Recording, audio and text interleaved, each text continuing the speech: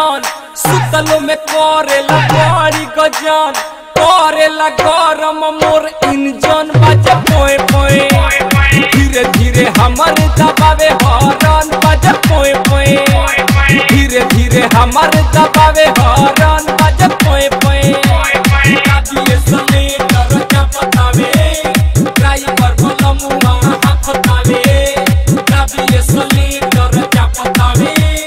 Driver बलमुआ हाफतावे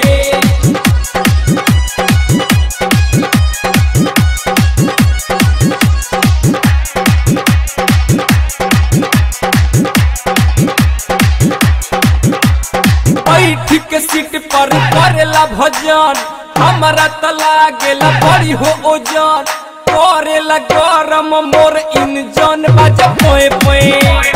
धीरे धीरे हमार दबावे हॉर्न बाजे पोए पोए धीरे धीरे हमार दबावे हॉर्न बाजे पोए पोए काबिए सले दरजा बतावे ड्राइवर बलमुआ हाफतावे काबिए सले दरजा बतावे ड्राइवर बलमुआ हाफतावे। आप सुन रहे हैं मैग्नेट म्यूजिक के माध्यम से मार्शल में पार्सल करके सिंगर सागर शैलेश प्रियंका पांडे।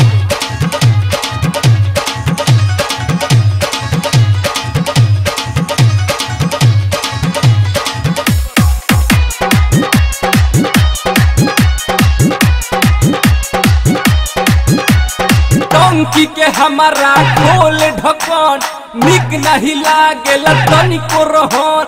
करेला गरम मोर इंजन बाजे पोए पोए धीरे धीरे हमार दबावे हॉर्न बाजे पोए पोए धीरे धीरे हमार दबावे हॉर्न बाजे पोए पोए काबिए सले दरजा बतावे ड्राइवर बलमुआ हाफतावे काबिए सले दरजा बतावे ड्राइवर बलमुआ हाफतावे।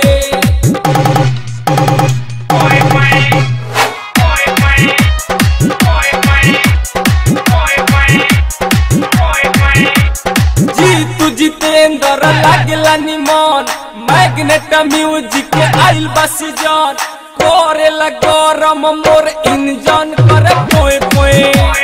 सागर शैलेश के इहे बाटे मन बाजे पोए पोए सागर शैलेश के इहे बाटे